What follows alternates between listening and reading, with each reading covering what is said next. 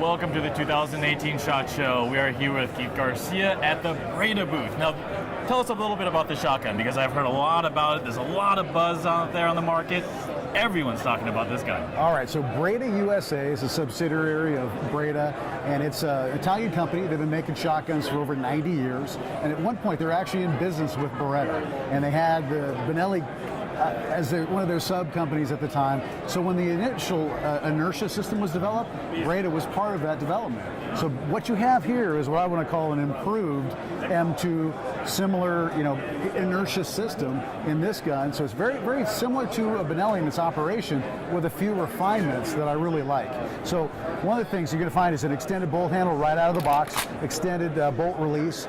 Their barrels are actually drilled from a barrel blank, like you'd make a rifle or some of the higher end pistol barrels. The ribs are individually welded on by one gentleman who's got it figured out.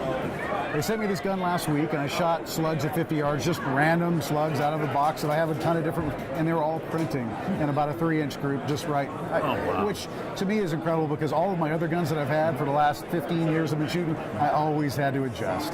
I always had to do something to make them centered up. They'd be anywhere from a foot to 2 feet off. So that was always an issue.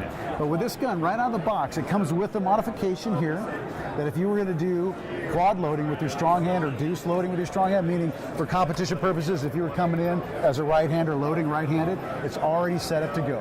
For $12.99, all you have to do is add a Nordic or any Benelli pattern tube to it, put a spring in, and you're good to go to shoot competition. Now, when I say good to go, I mean the first time shooting this gun, I shot a plate rack at 12 yards in 1.32 seconds from a low ready. That's the best time I'd ever done after shooting my other gun for 6 years. And that gun cost over 2 times the price of this one. With no refinements, just right out of the box, it was shooting great. Of course, we can always do stuff to make it better, but right now, if you want a competitive gun right out of the box, $12.99, add a tube, you can go to a match and not only shoot, but do well.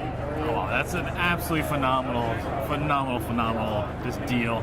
I mean, straight out of the box, I've never heard of a shotgun that you didn't have to modify to shoot slugs. That was always the biggest challenge with most people buying a shotgun and trying to modify it for competition. Absolutely, and take a feel of stock. So it's not a coating, it's actually plastic, carbon, and rubber that's impregnated into it. So this isn't going to wear off, it isn't going to come off. You don't have to spend any money stippling it, because it's already sticky. And as I was shooting, I shot 2,000 rounds in 2 days. I was getting a little sweaty, my hands were getting a little wet, and the gun actually started becoming a little bit more sticky. So if it was raining, if you got sweat in your hands, it's not going to slip. It's a really good design. And if you grab it and try and twist it, you're going to feel it's really solid.